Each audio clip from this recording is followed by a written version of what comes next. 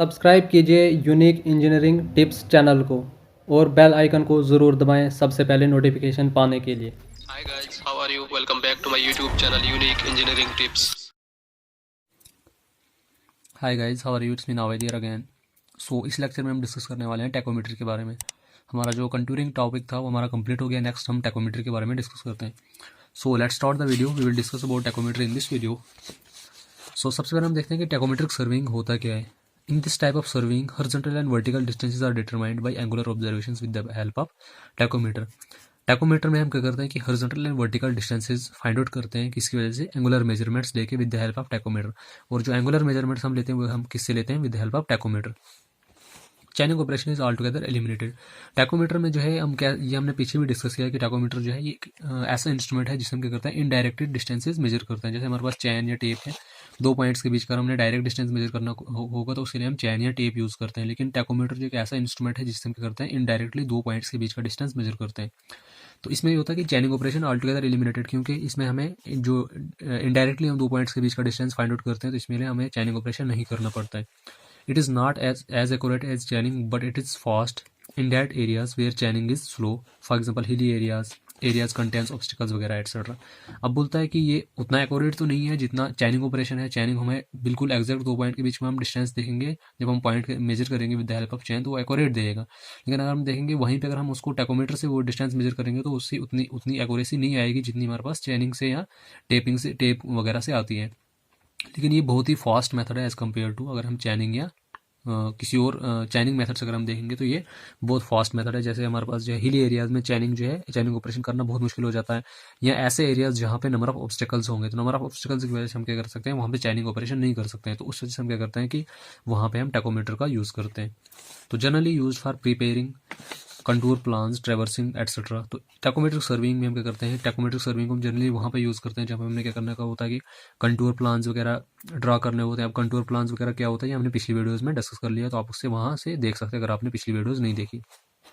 या ट्रैवर्सिंग करने के लिए हम क्या करते हैं, टैकोमीटर का यूज़ करते हैं। तो बेसिक जो हम देखते हैं कि टैकोमेट्रिक सर्विंग का जो मेन फंक्शन है इसको हम जनरली यूज़ करते हैं इनडायरेक्ट डिस्टेंस मेजर करने के लिए दो पॉइंट्स के बीच का, कि जहाँ पे हम क्या कर सकते हैं कि चैनिंग या टेपिंग जो है वहाँ पे नहीं कर सकते हैं किसी भी रीजंस की वजह से, तो वहाँ पे हम क्या कर सकते हैं, टैकोमीटर को यूज़ करके उन दो पॉइंट्स के बीच का डिस्टेंस मेजर कर सकते हैं इनडायरेक्टली। सो ये था हमारे पास बेसिक इंट्रोडक्शन टैकोमीटर का। उसके बाद हम देखते हैं अब हम कौन कौन से इंस्ट्रूमेंट यूज़ करते हैं टैकोमीट्री में। टैकोमीटर में जो है जनरली टैकोमेट्रिक सर्विंग में हम देखते हैं कि जनरली हमारे पास दो ही इंस्ट्रूमेंट यूज़ होते हैं। एक हमारे पास रहता है टैकोमीटर और दूसरा आता है लेवलिंग, या जिसको हम लेवलिंग रॉड या इसको स्टीडिया रॉड भी आप कह सकते हो। तो वन बाई वन हम दोनों के बारे में डिस्कस करते हैं। सबसे पहले हम देखते हैं कि टैकोमीटर किससे कहते हैं। In general sense it is a transit theodolite. Tacheometer जो है ट्रांजिस्ट थियोडोलाइट ही होता है, कि मतलब जो हमारे पास ट्रांजिस्ट थियोडोलाइट है उसको ही टैकोमीटर कहते हैं। एक्सेप्ट सिर्फ इसमें क्या होता है कि having a telescope fitted with a diaphragm होता है, उसमें एक्स्ट्रा स्टीडिया हेयर्स लगे होते हैं। That is telescope fitted with two extra horizontal hairs called stadia hairs. और जो हम एक्स्ट्रा दो हॉरिजॉन्टल हेयर्स उसमें डालते हैं उनको हम क्या कहते हैं, स्टीडिया हेयर्स कहते हैं। इसका कुछ इंटरफेस जो है इस तरह का होता है। अब आपने देखा होगा कि हमारे पास जो थियोडोलाइट होता है जब उसको हम किसी आगे ऑब्जेक्ट पे जो है फोकस करते हैं तो उसमें हमारे पास कुछ इस टाइप का इंटरफेस दिखता है हमें आगे। तो ये जो है इसमें एक्स्ट्रा दो स्टीडिया हेयर्स डाल दिए जाते हैं। अब देखो सेंट्रल हेयर तो होता ही होता है जहाँ पे हमें रीडिंग्स को देखना होता है कि इस पॉइंट पे रीडिंग कितनी आ रही है, लेकिन इसमें एक्स्ट्रा हम दो हेयर्स एक्स्ट्रा डाल देते हैं, एक ये और एक ये। तो इन दो हेयर्स को हम क्या कहते हैं, स्टीडिया हेयर्स डाल देते हैं। तो सिर्फ टैकोमीटर में क्या होता है कि ये ट्रांजिस्ट थियोडोलाइट ही है, लेकिन सिर्फ एक्स्ट्रा इसमें हम क्या करते हैं कि दो एक्स्ट्रा जो है हम स्टीडिया हेयर्स डाल देते हैं, ये हेयर्स डाल देते हैं, क्रॉस हेयर्स डाल देते हैं, जिनको हम स्टीडिया हेयर्स कहते हैं। अगर जनरल सेंस में हम देखेंगे टैकोमीटर जो हमारे पास होता है ट्रांजिस्ट थियोडोलाइट ही होता है। सिर्फ हम क्या करते हैं कि दो एक्स्ट्रा हेयर्स ऐड कर देते हैं जो डायफ्राग्राम में, जिनको हम स्टीडिया हेयर्स कहते हैं। तो जो हमारे पास टेलीस्कोप टैकोमीटर में लगा होता है हमारे पास तीन टाइप का हो सकता है, internal focusing telescope, external focusing telescope, या external focusing fitted with analytical lens. तो इंटरनल फोकसिंग टेलीस्कोप का मतलब होता है कि जिसमें फोकसिंग अरेंजमेंट जो होती है वो इंटरनली प्रोवाइड की होंगी, और एक्सटर्नल फोकसिंग का मतलब होता है कि जिसमें क्या करना होगा, जो होंगी जो फोकस वगैरह करना होगा ऑब्जेक्ट को वो हम एक्सटर्नली उसको हम एडजस्ट कर सकते हैं। फिर आगे external focusing telescope fitted with analytical lens. अब एनालिटिकल लेंस हम जो है किस लिए प्रोवाइड करते हैं, अब एनालिटिकल लेंस हम टैकोमीटर में इसलिए प्रोवाइड करते हैं ताकि हम जो है एडिटिव कांस्टेंट की वैल्यू को जीरो कर सकें।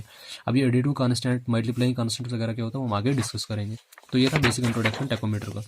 नेक्स्ट इसमें आ जाता है हमारे पास मल्टीप्लाइंग कांस्टेंट। मल्टीप्लाइंग कांस्टेंट इसको हम किसे डिनोट करते हैं, एफ अपान आई से। इसकी वैल्यू जो होती है 100 होती है, ये कांस्टेंट वैल्यू है, इसकी 100 होती है।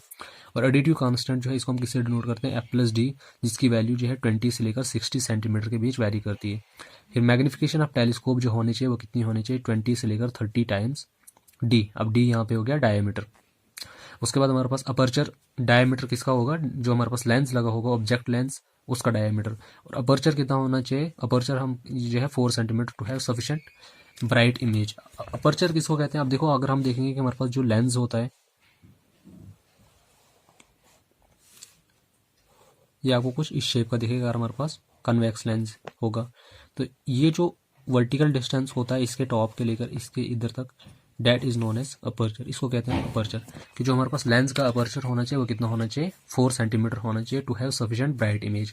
अगर हमने इमेज को ब्राइट करना और सफिशिएंटली उसको मतलब क्लियर बिल्कुल दिखना तो उसके लिए हमारे पास कितना होना चाहिए, अपर्चर 4 सेंटीमीटर होना चाहिए।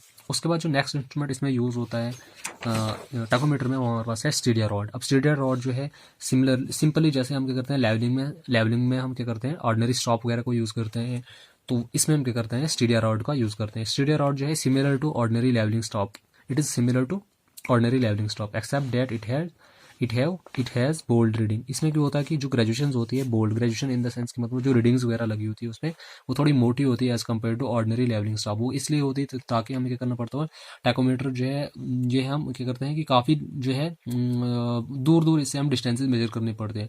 तो अगर हमारे पास रीडिंग छोटी छोटी पतली पतली होंगी तो उसको देखने में हमें प्रॉब्लम आ सकती है, इसलिए हमारे पास इसमें रीडिंग्स बोल्ड होती है ताकि हम दूर से हम रीडिंग्स को आराम से पढ़ सकें। Ordinary stop can be use but in case of short sides. अगर हमारे पास हाँ कभी कभी हम ऑर्डिनरी स्टॉप जो है, हम ऑर्डिनरी लेवलिंग स्टॉप को भी हम टैकोमेट्री के लिए यूज़ कर सकते हैं। वो तब यूज़ कर सकते हैं और अगर हमारे पास डिस्टेंस 2 पॉइंट्स के बीच का होगा जो छोटा छोटा होगा, मतलब उतना ज़्यादा नहीं होगा, तो जिसको हम एवरेज जो है आराम से पढ़ सकते हैं उस स्टॉप को, तब हम उसको यूज़ कर सकते हैं। इट मे बी फोल्डिंग और टेलीस्कोपिक। अब जो हमारे पास जो ये स्टीडिया रॉड है ये तो फोल्डिंग भी हो सकती है और टेलीस्कोपिक भी हो सकती है। अब इसके बारे में हमने डिटेल लेवलिंग में डिस्कस कर लिया, आप वहाँ से आप उसको डिस्कस कर सकते हो कि फोल्डिंग स्टॉप कैसा होता है, टेलीस्कोपिक वगैरह कैसा होता है, तो आप वो वीडियो वहाँ से कंसल्ट करके देख सकते हो। तो इसकी लेंथ जो होती है वो जनरली 3 से 4 मीटर तक होती है। विड्थ जो होती है इसकी 5 सेंटीमीटर से लेकर 15 सेंटीमीटर तक होती है। और इसका जो लीस्ट काउंट होता है जनरली लेस देन, और हमारा ऑर्डिनरी जो स्टॉप होता है उसके लीस्ट काउंट से कम होता है। अब आपको पता है कि हमारे पास जो ऑर्डिनरी स्टॉप होता है, जो हमारा लेवलिंग स्टॉप है, इसका लीस्ट काउंट कितना होता है, 5 mm होता है। लेकिन इस स्टीडिया रॉड का जो लीस्ट काउंट है अप टू 5 mm भी हो सकता है, लेकिन उससे कम भी हो सकता है। जनरल केस कभी कभी जो है उससे कम भी हो सकता है या उतना भी हो सकता है। तो ये थे हमारे पास 2 इंस्ट्रूमेंट मैन जो हम लेवलिंग में ये टैकोमीटर में यूज़ करते हैं, फर्स्ट टैकोमीटर और दूसरा स्टीडिया रॉड। टैकोमीटर जनरली ट्रांजिट स्टेरिलाइट ही होता है, सिर्फ एक्स्ट्रा 2 हेयर्स उसमें प्रोवाइड होते हैं जिनको हम स्टीडिया हेयर्स कहते हैं। और स्टीडिया रॉड जो है much similar to levelling ordinary levelling staff except that कि इसमें ग्रेजुएशन जो होती है बोल्ड होती है, इसलिए हम क्या करते हैं उसको और ऑर्डिनरी लेवलिंग स्टॉक को भी हम कभी कभी यूज़ कर सकते हैं जब हमारे पास साइड जो होंगी नज़दीक होंगी। तो फॉर साइड्स के लिए हमें क्या यूज़ करना पड़ता है, जो स्टीडिया रॉड को यूज़ करना पड़ता है। अब उसके बाद हमारे पास रहते हैं मेथड्स ऑफ टैकोमेट्री की, कितने मेथड से हम टैकोमेट्री को कर सकते हैं। जनरली हमारे पास 2 सिस्टम जो है टैकोमेट्री की, स्टीडिया सिस्टम ऑफ टैकोमेट्री और टेंजेंशियल सिस्टम ऑफ टैकोमेट्री। अब 1 बाय 1 हम दोनों के बारे में डिस्कस करते हैं। फर्स्ट इसमें जाता है stadia system of tacheometry. Stadia system of tacheometry में क्या होता है कि in this system observations are taken with the help of with the stadia wires tacheometer. अब देखो इसमें क्या होता है कि हमारे पास क्या होता है, स्टीडिया सिस्टम ऑफ टैकोमीटर में क्या होता है कि यहाँ पे सपोज करो हमने क्या कर दिया, टैकोमीटर को सेट कर दिया इस पॉइंट पे, और सपोज करो ये पॉइंट है कोई जहाँ पे हमने स्टॉप को रखा हुआ है और हमने डिस्टेंस निकालना है इस पॉइंट और इस पॉइंट के बीच का हमने डिस्टेंस फाइंड आउट करना है। तो जब भी हम टैकोमीटर से इसको साइड करेंगे तो हमें इसमें हमारे पास जो लाइन ऑफ साइड होंगी वो 3 होंगी, एक बॉटम की तरफ जाएगी, एक टॉप की तरफ जाएगी और एक क्या होगी, एक बिल्कुल सेंटर में होगी, क्योंकि 3 क्रॉस हेयर्स होते हैं, ये मैंने आपको पहले यहाँ पे बता दिया। तो इसमें क्या होता है कि हमारे पास जो इसने क्या बोला कि स्टीडिया सिस्टम में हम क्या करते हैं कि हम स्टॉप इंटरसेप्ट फाइंड आउट करते हैं। स्टॉप इंटरसेप्ट कहते हैं कि हमारे पास टॉप रीडिंग और बॉटम रीडिंग के बीच का डिस्टेंस कितना, इसको हम एस से डिनोट करते हैं और इसको स्टॉप इंटरसेप्ट कहते हैं। अब हमारे पास स्टॉप रीडिंग हमारे पास कितनी, लेट इट बी जो है स्टॉप इंटरसेप्ट मेरे पास यहाँ पे 2 सेंटीमीटर आया। तो यहाँ से हम डिस्टेंस जो हम कैसे निकाल सकते हैं, डिस्टेंस हो जाएगा हमारे पास F upon I into S plus F plus D. ये है डिस्टेंस निकालने का formula stadia system of tacheometry में। तो हमारे पास एफ अपान आई, इसकी वैल्यू हमारे पास हमेशा 100 होती है, हमने ऊपर डिस्कस कर लिया। यहाँ पे आप देख सकते हो कि हमारे पास मल्टीप्लाइंग कांस्टेंट की वैल्यू 100 होती है। उसके बाद हमारे पास एडिटिव कांस्टेंट की वैल्यू जो है 20 से लेकर 60 सेंटीमीटर के बीच में होती है। तो यहाँ पे मैं वैल्यू अगर इसकी पुट कर दूंगा, एस की वैल्यू हमारे पास कितनी है 2 सेंटीमीटर, जिसको मीटर में कन्वर्ट कर लो 0.02 प्लस एफ प्लस डी 20 से लेकर 60 के बीच में आप कुछ भी ले लो, लेट इट बी 40 सेंटीमीटर हो गया 0.4 मीटर। तो इसको आप यहाँ से जितना सॉल्व करके लाओगे तो वो आपका डिस्टेंस निकल जाएगा। तो स्टेडी सिस्टम आप टैकोमीटर में हम क्या करते हैं, generally stop intercept find out करते हैं, फिर उसको फॉर्मूले में पुट करके हम क्या करते हैं, डिस्टेंस फाइंड आउट कर देते हैं 2 पॉइंट्स के बीच का। तो इसमें यही कहता है कि इसमें अब हमारे पास क्या है कि इसमें अब दो मेथड है। अब स्टेडिया सिस्टम ऑफ टैकोमेट्री में हमारे पास क्या गया, further classified into 2 categories, fixed hair method और movable hair method. Fixed hair method में हमारे पास क्या होता है कि हमारे पास जो हेयर्स है, ये जो हमारे पास है, ये जो है ये फिक्स रहेंगे, ये अपनी ओरिजिनल पोजीशन से मूव नहीं होंगे। लेकिन मूवेबल हेयर मेथड में ये इनको हम चेंज कर सकते हैं। अब दोनों को हम 1 बाय 1 डिस्कस करते हैं, फिक्स्ड हेयर मेथड और मूवेबल हेयर मेथड में क्या फ़र्क है। अब देखो फर्स्ट हम देखते हैं फिक्स्ड हेयर मेथड क्या होता है। फिक्स्ड हेयर मेथड का मतलब होता है distance between Stadia hairs is fixed. मैंने आपको ऑलरेडी बोल दिया कि हमारे पास जो 2 स्टेडिया हेयर्स है, ये इनके बीच का जो ये डिस्टेंस रहेगा वो फिक्स रहेगा। ये जितना स्टॉप पे दिखाएगा उतना ही होगा, इसको हम वो नहीं चेंज नहीं कर सकते। उसके बाद जो है stop intercept is taken from the stop readings. फिर हम क्या करते हैं, स्टॉप इंटरसेप्ट लेते हैं। कैसे, जब हम क्या करते हैं स्टॉप को साइड करेंगे तो ऑब्वियसली यहाँ पे स्टॉप इंटरसेप्ट देगा। टॉप हेयर और बॉटम हेयर के बीच का जितना डिस्टेंस होगा तो हम मेजर कर लेंगे, रीड कर लेंगे। Distance is obtained by using the general principle of the stereo tacheometry. उसके बाद हम डिस्टेंस कैसे फाइंड आउट करते हैं, डिस्टेंस हम फाइंड आउट करते हैं by using the general principle of the stereo tacheometry. ये बहुत इंपॉर्टेंट पॉइंट है इसका, कि जनरल प्रिंसिपल जो है स्टीरियो टैकोमेट्री का वो क्या है, इसका फॉर्मूला, इसके लिए जो फॉर्मूला है इसी को कहते हैं जनरल प्रिंसिपल ऑफ स्टीरियो टैकोमेट्री। तो इसके लिए जो फॉर्मूला डिस्टेंस निकालने का फॉर्मूला है F/I into S plus F plus D. तो F/I मैंने आपको बोल दिया मल्टीप्लाइंग कांस्टेंट, इसकी वैल्यू 100 होती है, और एफ प्लस डी जो हमारे पास किसके बराबर है, ये एडिटिव कांस्टेंट है, इसकी वैल्यू 20 से लेकर 60 के बीच में वैरी करती है। उसके बाद जो है ये मेथड जो है मोस्ट कॉमनली यूज्ड मेथड है। तो मोस्ट कॉमनली ज़्यादातर हम, अगर हमने 2 पॉइंट के बीच का डिस्टेंस फाइंड आउट करना होगा with the help of tachometer, तो हम जनरली फिक्स्ड हेयर मेथड को यूज़ करते हैं। उसके बाद जो है नेक्स्ट इसमें आता है मूवेबल हेयर मेथड। अब मूवेबल हेयर मेथड क्या होता है कि इसमें स्टेडिया हेयर जो है वो फिक्स नहीं होते हैं, उनको हम चेंज कर सकते हैं या मूव करवा सकते हैं by means of micrometer screws. तो मूवेबल हेयर मेथड में हम क्या करते हैं कि जो हमारे पास जो ये स्क्रूज हैं, ये हेयर्स हैं, टॉप हेयर और बॉटम हेयर है, इनको हम मूव करवा सकते हैं या इनको हम चेंज करवा सकते हैं बाय यूजिंग माइक्रोमीटर स्क्रूज। अब वो डिपेंड करता है कि हमें किधर चाहिए, कितना डिस्टेंस वगैरह का है, इनको हम एडजस्ट कर सकते हैं। मतलब इनमें जो ये डिस्टेंस है वो फिक्स नहीं रहता है मूवेबल हेयर मेथड में, तभी हम इसको कहते हैं मूवेबल हेयर मेथड। तो distance is obtained by using the formula. अब इस केस में हम डिस्टेंस कैसे फाइंड आउट करते हैं 2 पॉइंट के बीच का, इसके लिए फॉर्मूला है F/N into P into S plus F plus D. अब F/P जो हमारे पास है वो किसके बराबर है, इसकी वैल्यू जो है हमारे पास 600 और 1000 के बीच में वैरी करती है। एस हमारे पास वही हो गया स्टॉप इंटरसेप्ट, ये हमारे पास जो 2 टॉप हेयर और बॉटम हेयर के बीच का जो डिस्टेंस आएगा उसको हम स्टॉप इंटरसेप्ट कहेंगे यहाँ पे।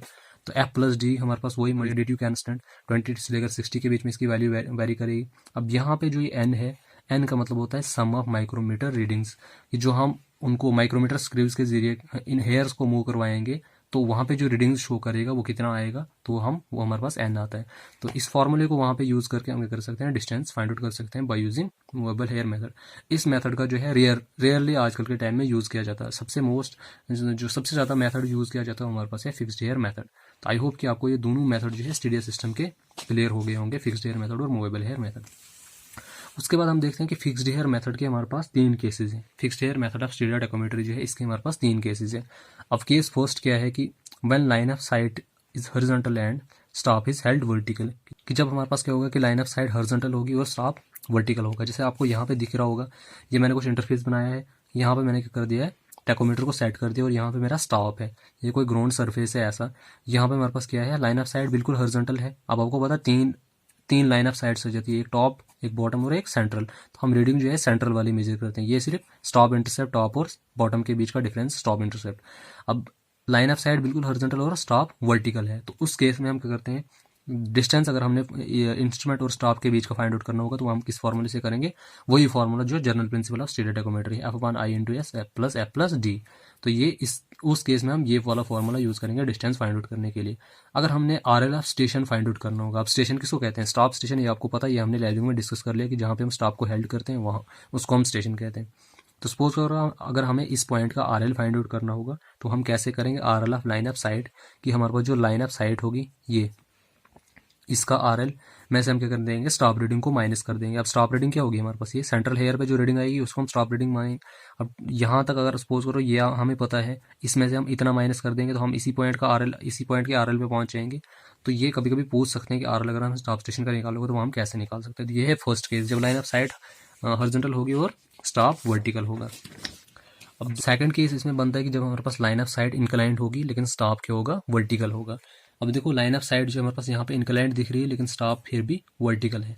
अब ये लाइन ऑफ साइट इंक्लाइंड कब बन सकती है, जब हमारे पास ग्राउंड जो है कुछ इस शेप का होगा, इंक्लाइंड ग्राउंड होगा, वहाँ पे ऑब्वियसली लाइन ऑफ साइट हमारी इंक्लाइंड हो जाएगी लेकिन स्टॉप फिर भी क्या है, वर्टिकल है। तो इस केस में आपको यहाँ पे दिख रहा होगा कि अगर हम देखेंगे कि हमारे पास लाइन ऑफ साइट तो ऐसे जा रही है, लेकिन अगर हम एक्चुअली में हमारी लाइन ऑफ साइट अगर हम स्ट्रेट में अज्यूम करते हैं तो स्ट्रेट में ये कैसे जा सकती है, तो मैंने जहाँ पे डॉटेड में ड्रा कर दी है। अब इसमें देखो ये जो है हमारे पास सेंट्रल रीडिंग है, इसके बीच का और जो ये स्ट्रेट में जो स्टॉप हमारी लाइन ऑफ साइट जा रही है इसके बीच का जो डिस्टेंस है उसको हम V से डिनोट करते हैं।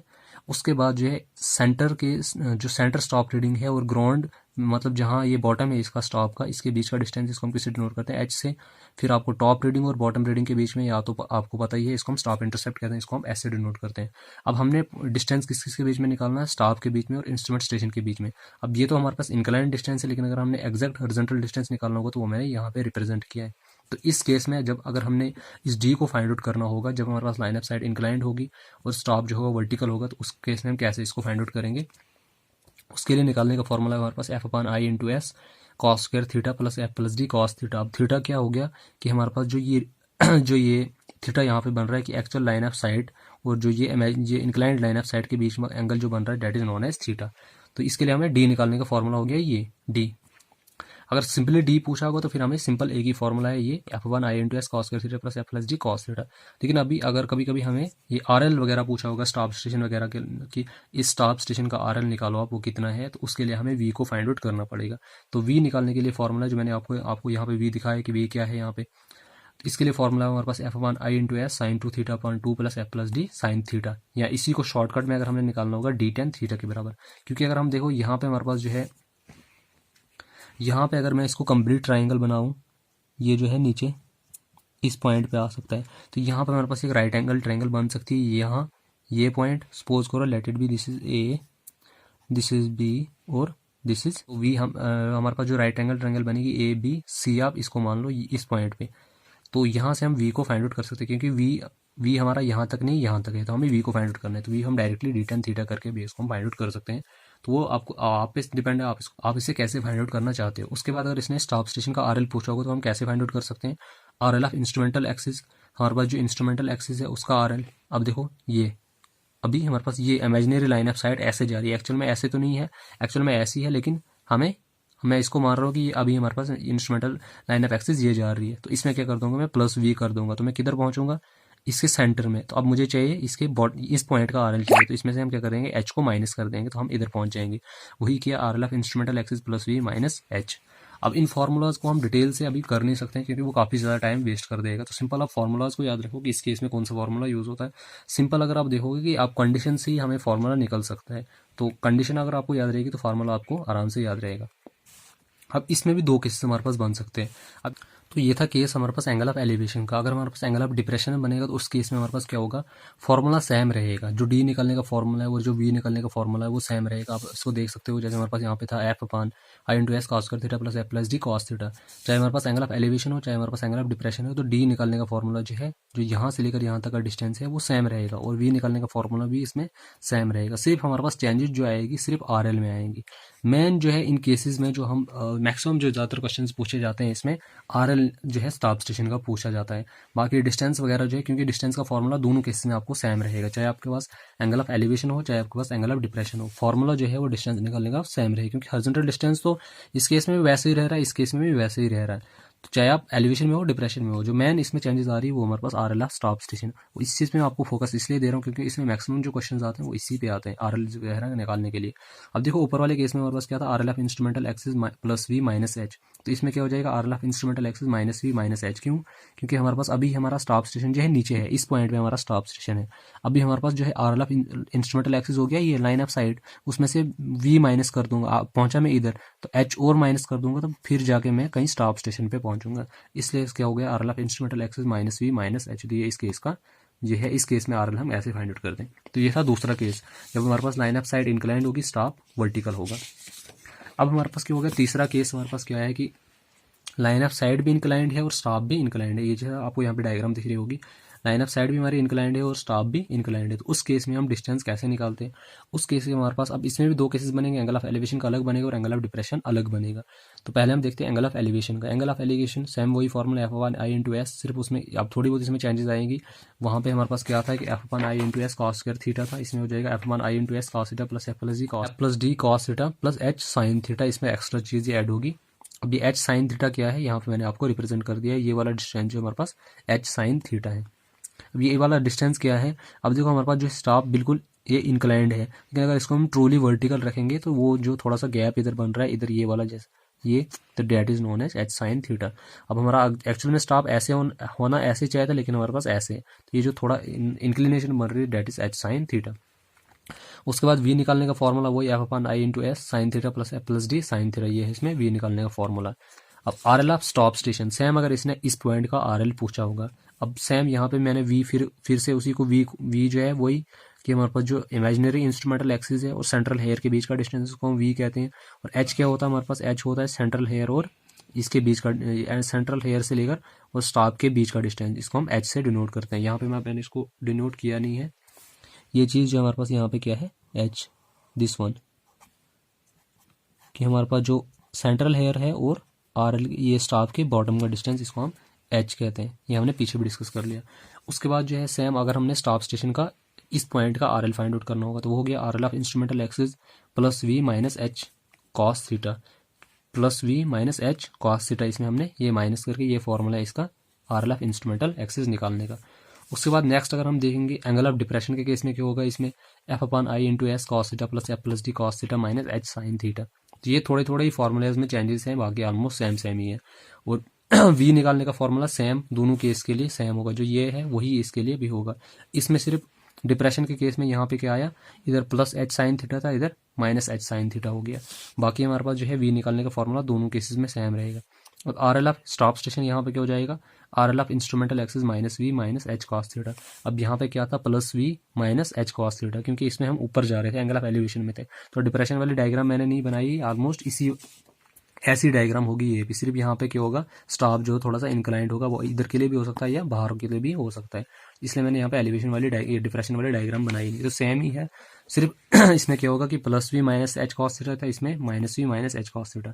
तो जब भी आप डिप्रेशन वाला केस आएगा, उसमें दोनों चीज़ें माइनस होंगी, V भी माइनस होगा और H भी माइनस होगा। तो सिंपल फॉर्मूला इनको याद करने का यही है कि जब भी हमारे पास एंगल ऑफ एलिवेशन होगा, उसमें प्लस V और माइनस H हमेशा माइनस होगा उसके केस में, और V हमेशा उसमें प्लस होगा। और जब हमारे पास एंगल ऑफ डिप्रेशन होगा, चाहे आपके पास कोई भी केस हो इन तीनों में से, चाहे कोई भी केस हो तीनों में से, तो उसमें माइनस V और माइनस H दोनों चीज़ें माइनस होंगी डिप्रेशन के केस में, और एलिवेशन के केस में V प्लस होगा और H माइनस होगा। तो ये थे हमारे पास फिक्स्ड हेयर मेथड के 3 केसेस। जैसे हमने पढ़ा कि हमारे पास सिस्टम ऑफ टैकोमेट्री हमारे पास 2 थे, हमारे पास स्टीरियो सिस्टम ऑफ टैकोमेट्री और टेंजेंशियल सिस्टम ऑफ टैकोमेट्री में। फिर हमने स्टीरियो सिस्टम में 2 मेथड्स पढ़े, फिक्स्ड हेयर मेथड और movable hair method. Fixed hair method के हमने फिर 3 केसेस पढ़े, मूवेबल हेयर मेथड जो है उसमें कोई केस नहीं, वो एक ही केस है। सो नेक्स्ट हमारे पास जाता है टेंजेंशियल सिस्टम ऑफ टैकोमेट्री, जो सेकंड मेथड है हमारे पास टैकोमेट्री का। तो इस मेथड को हम कब यूज़ करते हैं, this method is used when the telescope is not fitted with the stereo diaphragm, कि जब हमारे पास टेलीस्कोप में स्टीरियो डायफ्राम नहीं होगा। इसका कहने का मतलब है कि हमारे पास जो टेलीस्कोप होगा उसमें जो है स्टीरियो हेयर्स प्रेजेंट नहीं होगा, एक ही सेंट्रल हेयर होगा, बाकी टॉप हेयर और बॉटम हेयर नहीं होगा। तो उस केस में हम क्या करते हैं, stereo tangential system of tacheometry का यूज़ करते हैं। Telescope is directed towards the star to which the horizontal and vertical distances are measured and 2 vertical angles are taken. इसमें हम क्या करते हैं कि टेलीस्कोप को हम सीधा जो भी हमारे पास है, अब ये देखो कि हमारे पास टैकोमीटर है, टैकोमीटर एक टाइप का ट्रांजिट थियोडोलाइट ही है। तो उसका जो टेलीस्कोप है उसको हम सीधा स्टॉप की तरफ डायरेक्ट करते हैं। हम क्या करते हैं, डायरेक्ट करने के बाद हम सीधा एंगल्स फाइंड आउट कर लेते हैं कि हमारे पास जो है यहाँ पे एंगल्स कितने, जो है एंगल ये कितने बना रहा है, ये θ1 आएगा, ये θ2 आएगा, या जो कुछ भी आप इनको ले लो। कि उसके बाद हम क्या करते हैं कि हॉरिजॉन्टल डिस्टेंसेस जो है इन थीटास को कैलकुलेट करके मैनिपुलेट करके हम यहाँ से हॉरिजॉन्टल डिस्टेंसेस फाइंड आउट कर देते हैं। तो हम नीचे आगे पढ़े कि हम इस केस में हम करते हैं डिस्टेंस कैसे फाइंड आउट करते हैं। Horizontal distances are calculated as, अब हम जो हॉरिजॉन्टल डिस्टेंस है उनको हम कैलकुलेट कैसे कैसे कर सकते हैं। इसमें हमारे पास क्या आता है कि फर्स्ट मेथड में, अब इसमें हमारे पास 3 केसेस बनते हैं। अब फर्स्ट केस में हमारे पास क्या बनता है कि when both the angles R angle of elevation, जब हमारे पास दोनों के दोनों एंगल्स होंगे, हमारे पास क्या होंगे, दोनों एंगल्स ऑफ एलिवेशन होंगे। अगर हमारे पास एंगल ऑफ एलिवेशन होंगे तो उस वक्त हमारे पास जी निकालने का फॉर्मूला जैसे आपको यहाँ पे दिख रहा होगा, ये मैंने कुछ, ये जो है ग्राउंड हमारे पास इस टाइप का सरफेस था, तो हमारे पास दोनों एंगल ऑफ एलिवेशन बना है। एक θ1 जो है फर्स्ट के साथ बना और θ2 जो है सेकंड वाले के साथ बना। अगर हम देखेंगे इमेजिनरी लाइन ऑफ एक्सिस जो हमारी स्ट्रेट जानी चाहिए थी वो कुछ इस डायरेक्शन में जाएगी जो मैंने डॉटेड में रिप्रेजेंट की। वी सेम वही है। अब वी वहाँ पे होता था सेंट्रल हेयर से डिस्टेंस, लेकिन यहाँ पे सेंट्रल हेयर है ही नहीं, तो अब यहाँ पे हो जाएगा बॉटम हेयर और इस इमेजिनरी लाइंस के बीच के जो वर्टिकल डिस्टेंस आएगा that is known as V H आएगा। वही अब इसके बॉटम से लेकर और इसके स्टॉप के जहाँ बॉटम पॉइंट है, मतलब बॉटम रीडिंग जो है और स्टॉप के बॉटम तक का जो डिस्टेंस आएगा डेट इज एच, और एस आएगा सिर्फ टॉप और बॉटम रीडिंग के बीच का डिस्टेंस, जो हमें पीछे से ही चलता आ रहा है वैसे ही, वो हो गया हमारे पास एस। अब हमने यहाँ से अगर डी निकालना है, डी हो गया वर्टिकल जो हॉरिजॉन्टल डिस्टेंस है, एग्जैक्ट हॉरिजॉन्टल डिस्टेंस है हमारा इंस्ट्रूमेंट स्टेशन और स्टॉप स्टेशन के बीच का, तो वो कैसे आएगा, S tan θ1 minus tan θ2, S हो गया वही हमारे पास स्टॉप इंटरसेप्ट, tan θ1 हो गया हमारे पास जो ये θ1 बना रहा है, और ये हो गया हमारे पास θ2। तो इसके लिए हमें v निकालने का फॉर्मूला, v मैंने आपको बोला तभी हम निकालना पड़ता है, v हमें इसलिए निकालना पड़ता है जब ये हमें स्टॉप स्टेशन का RL पूछेगा। अगर ऐसे हमने इसने स्टॉप स्टेशन का RL नहीं पूछा तो हमें डायरेक्ट हम डायरेक्ट हम d यहाँ से निकाल सकते हैं एक ही सिंगल फॉर्मूले से, लेकिन v हमें निकालना पड़ता है जब इसने स्टॉप स्टेशन का RL वगैरह पूछेगा। तो v निकालने का फॉर्मूला हमारे पास यहाँ पे s tan θ2 divided by tan θ1 minus tan θ2, formula वही है जो ऊपर है, सिर्फ इसमें यहाँ पे tan θ2 से मल्टीप्लाई लग जाती है इसको। तो R L of staff station क्या हो जाएगा, अब हमारे पास अब R L of line of sight plus V minus H, वही पिछले वाला ही केसेस चल रहे हैं। मैंने आपको बोला था जब भी हमारे पास एंगल एलिवेशन में होगा उसमें वी प्लस होगा और एच माइनस होगा, चाहे आपके पास स्टीडियो सिस्टम ऑफ टैकोमेट्री का केस है, चाहे आपके पास टेंजेंशियल सिस्टम ऑफ टैकोमेट्री का केस है। वी हमेशा उसमें प्लस होगा और एच हमेशा उसमें माइनस होगा। और डिप्रेशन के केस में क्या हो जाएगा, वी भी माइनस होगा और एच भी माइनस होगा, क्योंकि हम ऑलरेडी ग्राउंड सरफेस जो है वो नीचे जा रहे हैं।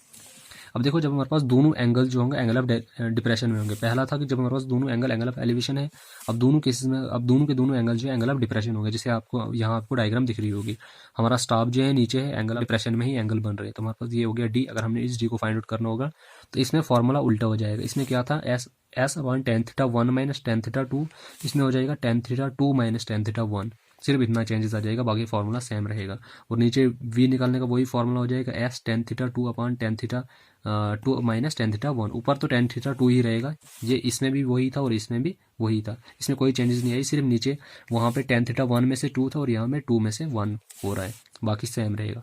अब R L of staff station मैंने आपको ऑलरेडी बता दिया है कि जब भी डिप्रेशन में होगा तो माइनस वी माइनस एच, ये सिंपल ट्रिक है इसको याद करने की। उसके बाद जब दोनों अब एक एंगल अगर हमारे पास एलिवेशन में होगा और एक डिप्रेशन में होगा, पहला केस हमने पढ़ा जो दोनों एंगल ऑफ एलिवेशन होंगे, दूसरा केस हमने पढ़ा जब दोनों एंगल ऑफ डिप्रेशन होंगे। अब इसमें हमारे पास जब एक एलिवेशन में होगा और एक डिप्रेशन में होगा, उस केस में हम कैसे निकाल सकते हैं डी और वी को, तो डी इसमें फॉर्मूला हो जाएगा S upon tan θ1 plus tan θ2, इसमें प्लस हो जाएगा। अब ऊपर वाले में क्या चल रहा था, माइनस माइनस चल रहा था, लेकिन इसमें क्या हो जाएगा, अब tan θ1 प्लस tan θ2 हो जाएगा। बाकी ये वाला स्टेप जो है तीनों में सेम है, वी निकालने का जो फर्स्ट जो है हमारा जो न्यूमरेटर है वो सेम रहेगा तीनों के लिए, एस tan θ2, इसके लिए भी एस tan θ2 था, इसके लिए भी एस tan θ2 था। ट्रिक्स इसको याद करने के लिए यह है कि एलिवेशन के केस में 1 में से 2 माइनस होगा थीटा, और डिप्रेशन के केस में 2 में से 1 माइनस होगा, और जब एक एंगल एलिवेशन में होगा एक डिप्रेशन में होगा फिर दोनों प्लस होंगे, जैसे tan θ1 प्लस tan θ2, तो ये यहाँ पे भी हो जाएगा tan θ1 प्लस tan θ2। तो R L of staff station इसमें क्या हो जाएगा, R L of line of sight minus V minus H हो जाएगा यहाँ पे। अब कैसे माइनस वी माइनस एच के हो जाएगा, अब वी जो हो जाएगा यहाँ, क्योंकि अभी हमारे पास जो एक्चुअल लाइन ऑफ साइट जो है स्ट्रेट जो है अब ये सेंटर में मानी जाएगी। पहले क्या थी, ये यहाँ पे ऊपर थी, यहाँ पे नीचे थी, फर्स्ट वाले केस में नीचे थी, इधर क्या थी, ऊपर थी, लेकिन अब इधर बिल्कुल सेंटर में जाएगी क्योंकि ये एक्चुअल लाइन ऑफ साइट जो है अभी ऐसे ही जा रही थी। तो वी जो है इसके बीच का डिस्टेंस वी और ये एच, तो इसके केस में क्या हो जाएगा माइनस वी माइनस एच, क्योंकि हमें इस पॉइंट का जो है हमने क्या निकालना है, आर एल निकालना है। तो ये थे 3 केसेस हमारे पास टेंजेंशियल सिस्टम ऑफ टैकोमेट्री के, हमारे पास 3 केसेस थे। 6 मेथड के भी हमने 3 केसेस पढ़े और टेंजेंशियल सिस्टम ऑफ टैकोमेट्री के भी हमारे पास 3 केसेस पढ़े। तो आई होप कि आपको तीनों के तीनों केसेस क्लियर होंगे। बिल्कुल सिंपल है, फॉर्मूलाज थोड़े थोड़े जो है उनमें वेरिएशंस है, बस उन्हीं फॉर्मूलाज को आप याद करते, वहाँ से आपको ये सारा चीज़ क्लियर हो जाएगा। उसके बाद जो लास्ट टॉपिक है हमारे पास इसमें है टैकोमेट्री में हमारे पास है वो थ्योरी ऑफ एनालिटिकल लेंस। अब एनालिटिकल लेंस क्या होता है? एनालिटिकल लेंस मैंने आपको पहले भी बता दिया। एनालिटिकल लेंस हम क्या करते हैं कि एक एक्स्ट्रा लेंस हम प्रोवाइड करते हैं आईपीस लेंस और ऑब्जेक्ट लेंस के बीच में। वो हम किस लिए करते हैं? ताकि हमारे पास जो एडिटिव कांस्टेंट की वैल्यू को हम जीरो कर सकें। तो ये यहाँ पे यही बोल रहा है कि एडिशनल कन्वेक्स लेंस, ये इंपॉर्टेंट पॉइंट है इसका कि हमारे पास जो लेंस प्रोवाइड करते हैं वो कन्वेक्स है या कनकेव है। तो जो हम एडिशनल लेंस प्रोवाइड करेंगे वो हमारे पास क्या है? कन्वेक्स लेंस है। ये क्वेश्चंस बड़ी बार इससे टैकोमेट्री से पूछा जाता है कि हमारे पास जो हम लेंस प्रोवाइड करते हैं, एनालिटिकल लेंस जो हम प्रोवाइड करते हैं इसमें टैकोमीटर में, वो कन्वेक्स होता है या कनकेव होता है। तो इसमें जो ये इंपॉर्टेंट पॉइंट है कि वो लेंस जो है कन्वेक्स होता है। So an additional lens called an analytical lens is provided in the external focusing between eyepiece and object glass at a fixed distance to eliminate the additive constant। तो हम क्या करते हैं कि इसको हम किस लिए प्रोवाइड करते हैं? ताकि हम एडिटिव कांस्टेंट की वैल्यू को जीरो कर सकें, एलिमिनेट कर दें उसको। लेकिन अब इसका डिसएडवांटेज भी है एक पॉइंट। इसका डिसएडवांटेज ये है कि the disadvantage of this lens is the reduction in the brilliancy of the image due to increase observation of light. तो इसकी वजह से क्या हमारे पास क्या हो जाती है कि हमारे पास जो ब्रिलियंसी ऑफ इमेज है वो क्या हो जाती है? उसमें रिडक्शन आ जाती है। मतलब जो ब्रिलियंसी है उसकी इमेज की वो जो है थोड़ी बहुत रिड्यूस हो जाती है। लाइट की जो ऑब्जर्वेशन हो वो इंक्रीज हो जाती है। उससे हमारे पास क्या हो जाता है कि इमेज पे जो हमारे पास क्या पड़ता है, इफेक्ट पड़ता है, वो क्लियर नहीं दिखती है। तो ये इसका डिसएडवांटेज है। तो ये थी हमारे पास कुछ थोड़ी सी इंट्रोडक्शन एनालिटिकल लेंस की। सिंपल इसमें यही पूछा जाता है कि एनालिटिकल लेंस होता क्या है और इसको हम क्यों प्रोवाइड करते हैं। इसको हम इसलिए प्रोवाइड करते हैं ताकि हम एडिटिव कांस्टेंट की वैल्यू को जीरो कर सकें या एलिमिनेट कर सकें। और इसमें जो ये लेंस हम प्रोवाइड करते हैं वो कन्वेक्स लेंस होता है। उसके बाद जो है लास्ट टॉपिक जो है ये बहुत इंपॉर्टेंट टॉपिक है कि अब देखो हमारे पास हमने अभी तक पढ़ा टैकोमीटर में, हमने क्या पढ़ा? टैकोमीटर का मेन काम यही था कि हमने क्या करना था, 2 पॉइंट के बीच का डिस्टेंस जो है इनडायरेक्टली मेजर करना था। इनडायरेक्टली हमने 2 पॉइंट के बीच का डिस्टेंस मेजर करना था। जैसे चैन और टेप में हम क्या करते हैं, डायरेक्ट करते हैं, लेकिन इसमें हमने इनडायरेक्ट करना है। अब हमारे पास कुछ ऐसे इंस्ट्रूमेंट्स आते हैं, अब टैकोमीटर के अलावा भी हमारे पास बहुत सारे ऐसे इंस्ट्रूमेंट्स आते हैं जिनमें हम क्या करते हैं, डायरेक्ट जो है रीडिंग्स, जो हमें डायरेक्ट रीडिंग इंस्ट्रूमेंट्स आते हैं जो हमें डायरेक्टली रीडिंग्स दे देते हैं। कोई हमें मैनिपुलेशन वगैरह की जरूरत नहीं पड़ती है उनमें। तो हम जैसे हमने क्या करना, अब टैकोमीटर में हमने देखा कि हमने रीडिंग्स लेनी पड़ती है, फिर उसको मैनिपुलेट करके उसको फार्मूलाज वगैरह में पुट करके फिर जाके हमने वहाँ से कहीं डिस्टेंस फाइंड आउट होता है 2 पॉइंट के बीच में। लेकिन इनमें ऐसा नहीं होता, ये हमें डायरेक्टली रीडिंग्स वगैरह दे देते हैं। तो इसमें जो फर्स्ट इंस्ट्रूमेंट है वो आता है बीमेन स्टेडियार, ये भी हमें डायरेक्टली जो है रीडिंग दे देता है। उसके बाद आता है जैकॉप्ट डायरेक्ट रीडिंग टैकोमीटर, ये भी एक इंपॉर्टेंट जो है टैकोमीटर है जिससे हम करते हैं डायरेक्ट डिस्टेंस फाइंड आउट करने के लिए यूज़ करते हैं between 2 points. Hammer Fennel auto reduction tacheometer, ये भी एक टैकोमीटर है। फिर है CGPC direct reading tacheometer. Subtense bar का तो आपने नाम सुना ही होगा, इसको हम क्या करते हैं, ये भी इनडायरेक्ट डिस्टेंस मेजर करने के लिए यूज़ किया जाता है। तो ये है हमारे पास कुछ कॉमन इंस्ट्रूमेंट्स, ये बहुत ही इंपॉर्टेंट है एग्जामिनेशन पॉइंट ऑफ व्यू से कि जिनको हम इनडायरेक्टली जो है यूज़ करते हैं डिस्टेंस मेजर करने के लिए बिटवीन 2 पॉइंट्स। तो टैकोमीटर जो है इस टॉपिक से हमारा टैकोमीटर जो है वो खत्म हो जाता है। ये छोटा सा टॉपिक था इसलिए मैंने इसको एक ही वीडियो में कवर कर दिया। अब इन फार्मूलाज वगैरह की एक्सप्लेनेशन इसमें कर नहीं सकता था, क्योंकि अगर हमें पर फार्मूला को एक्सप्लेन करते बैठता तो वो काफ़ी ज़्यादा टाइम वेस्ट हो जाता है। तो इसलिए मैंने इनको सिर्फ आपको फार्मूला जो है उनका सिर्फ ओवरव्यू दे दिया। तो आई होप कि आपको यहाँ से ये आप जो है क्लियर हो गया होगा। तो फिर भी अगर आपको कोई डाउट वगैरह है तो आप मुझे कमेंट सेक्शन में पूछ सकते हैं। तो अगर आपको वीडियो पसंद आई होगी तो वीडियो को लाइक कीजिए, शेयर कीजिए और कमेंट कीजिए और चैनल को सब्सक्राइब करना न भूलें। और मेरी वीडियोज़ को अपने फ्रेंड्स के साथ जरूर शेयर कीजिए। So thank you so much and keep supporting me. Thanks for watching unique engineering tips. अगर आपको हमारी ये वीडियो पसंद आई होगी तो वीडियो को लाइक कीजिए, शेयर कीजिए, कमेंट कीजिए और चैनल को सब्सक्राइब करना न भूलें। और प्लीज़ बेल आइकन ज़रूर दबाएं ताकि जब भी मैं नई वीडियो अपलोड करूं तो आप तक सबसे पहले नोटिफिकेशन पहुंचे।